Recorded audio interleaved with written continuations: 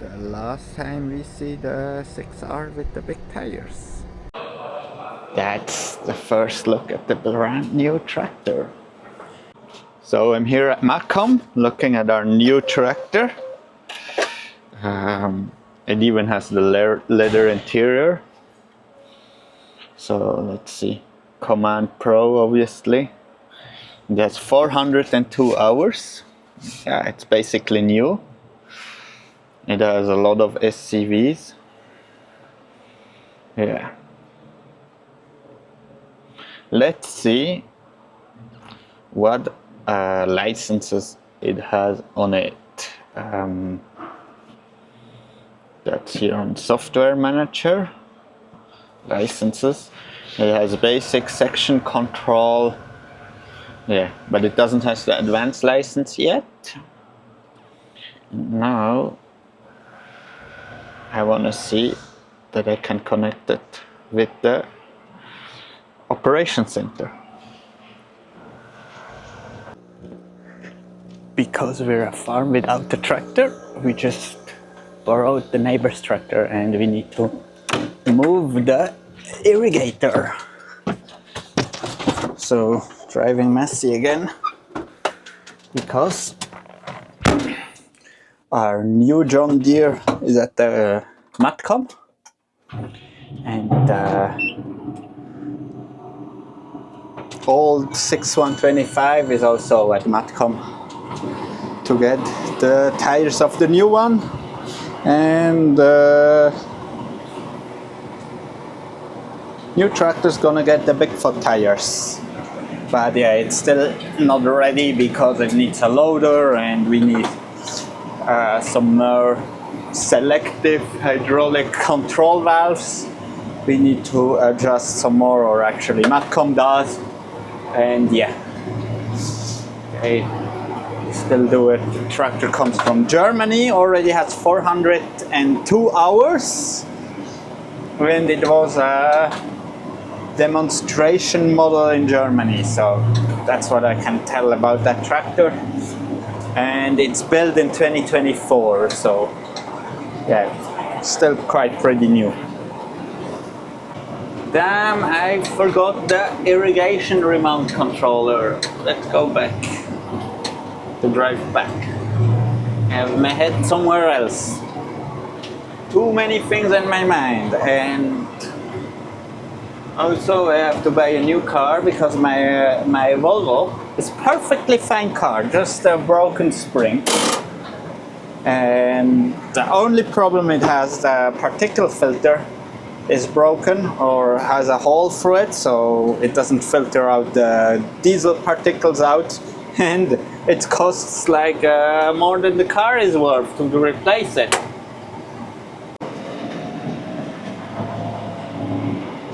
Now I'm gonna move the irrigator with that tractor. Messy. And here we have the SCVs on a messy. Now I need to think about what valve I want to use for the irrigator. I will use this one. I will activate time. So, and it's valve number 1.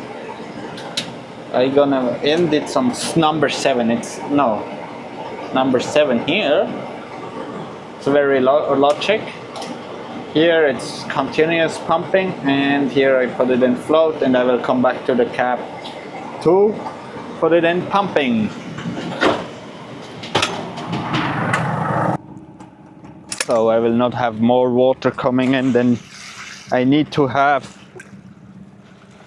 Where I need to put the lid on, then I take out that whole stuff at once, and then it's about speed to put it on quickly.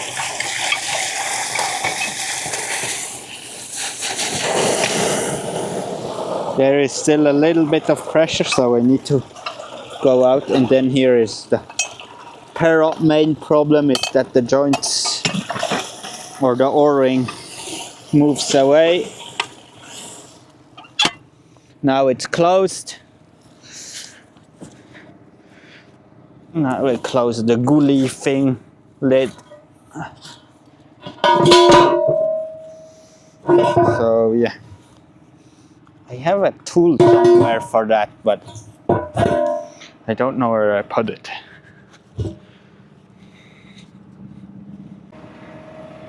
Now I have Lynn helping me, and yeah, let's see. Yeah, we figure out how to make that tractor going onto pressure. So first thing we need to raise is here, those legs. But because we have nut stitch in that paddock, we're gonna clean it up here quickly. Here we have a premium tool to remove the nut stitch from the irrigator. It's just like to avoid risks and to not contaminate other fields. It's like on a dairy platform, this field here is the only one who's infected by it. Okay. And if you have it in a paddock, it's real shit. Like people around their potatoes, it's like more nut stitch than potatoes growing on a field. And yeah, it's kind of sad to see. And no one knows where he got it from.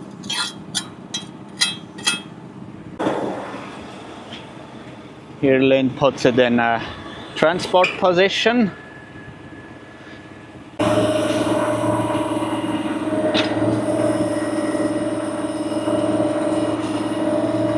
So with that tractor we can't go all the way down, so we had to adjust the hydraulics a bit. And my system works so fine. Now we can see some bike riding, some criminal bike riding. I will overtake Lynn with the bicycle. And it works well. Yeah. It's an electric one that only goes like 27. It's not that fast. And yeah, we don't drive fast with the irrigator. And if you look over there, you can see the cows are getting their dinner. Dinner for the cows. It's so beautiful to see the cows going grazing. Yeah. Oh, forgot to record a AB line here with the tractor, but yeah. We also have quite a good invention. We copied that from New Zealand, I guess. They have that for slurry. We just got free parrot coupling, male side coupling. That's a female coupling, that's a male coupling. And we can just switch them around so we can irrigate either to that side where we were in that paddock, or in here in that paddock, or we can just close it and we irrigate on the rest of the dairy platform. So now you see how well it works, my system.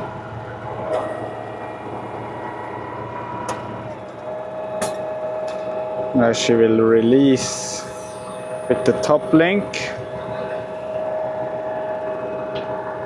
She will release the top link or the latch, and now she can just go down to unlock it. But we have a problem. This tractor has the pressure release, so we can just push this button and trolley coupling will fall out. And it's quite a good system. And here, it's just a free return, or T. Yeah, it's called the T. That's the T. That's the pressure, and that's the load sensing one. So the irrigator is started now. I already walked through the computer. It's like all good. And now I'm just waiting to hear the sound of this thing to clink in, because it's like kind of a security in the case something should break with the transmission.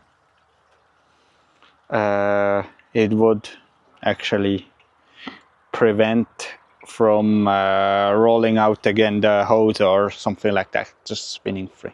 Let's see on the vacuum side. Now we have a new problem.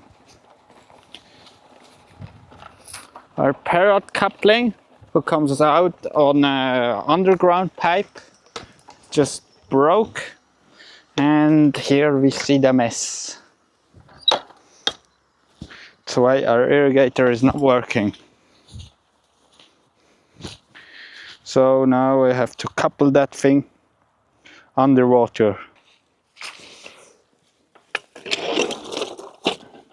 It's just water. Usually I also do that with slurry. And it's always easier if it's just one part.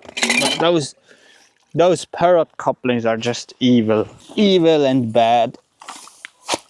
I like to have something to put my knees on so it can work properly and I will not sink in or be in the water with my knees. A dry piece of wood. It's just the right thing. So here. That thing on.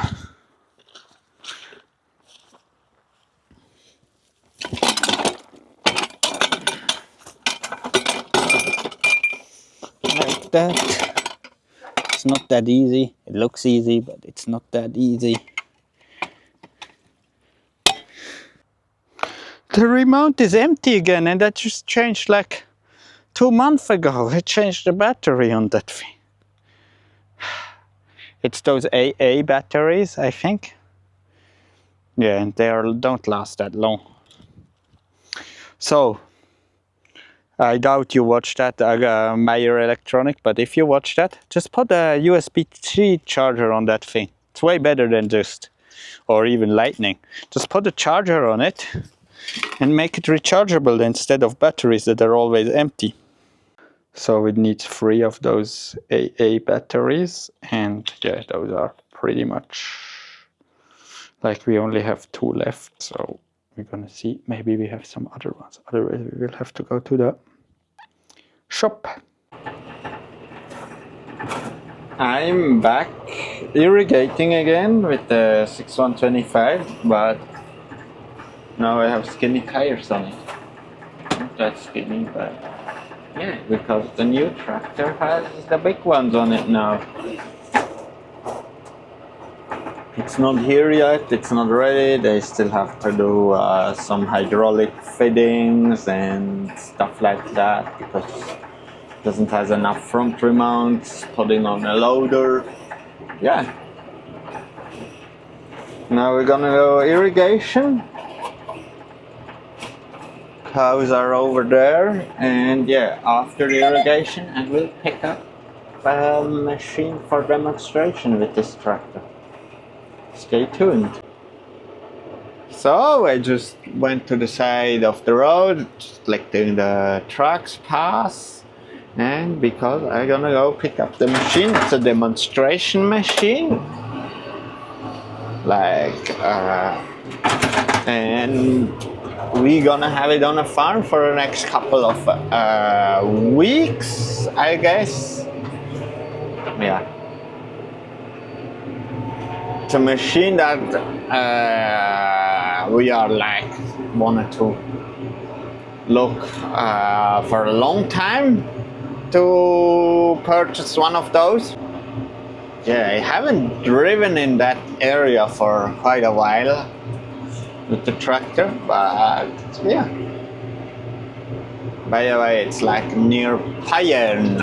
If you're from Switzerland, maybe you know, there is a big airport, an army airport around here, and yeah, you always see the fighter jets and stuff like that departing from here. Yeah. Here I just passed Roma, and that big gray building over there, it's Nespresso. What else? Here I'm on a track that's specially built for tractors. Yeah, you don't see that that often, but it's like very greenish countryside where there is a lot of dairy cows, because here they make the Gruyere, the famous Gruyere cheese. A lot of farms here. Yeah, dairy farms in particular. They have 300 cows over there. That's why you see like 4 big harvester silos, and there are 300 cows in there. It's huge. And I'm almost there. So that's the machine, what it looks when it's unfolded.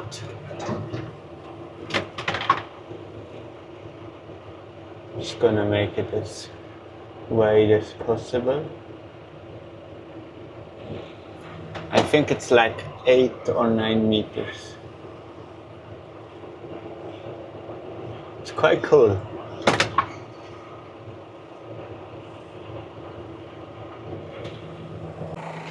Check out this! That's Tonuti Dominator 3V16. It has 16 of those rotor. It's a rotor or a reel rake. 16 reels, 8 on each side. Wow! I'm just amazed about that machine. So yeah, I'm gonna take it home. Yeah. Looking forward for using it. We have nice view again. We can even see to the lake of Neuchâtel there. Yeah. Beautiful countryside. And the rake is still attached. So I'm just trying it out on an already harvested field. It's quite impressive how fast I can go, and it cleans up. I think how it's set now, it's quite too deep, but yeah, it's just to see, to have it in work position that I can measure it. Yeah, this rake turns out to be 9 meter-ish when it's fully out, but like I used it now a couple of times already, and I run it like round about 8 meters. I have the best result to also have a little bit of overlap, because if it's too much open it will not work clean. And that's the end of the video. I'm gonna make another one where I show the rake when I use it. Subscribe for more. Like, commentary, and see you on the next one. Thanks for watching.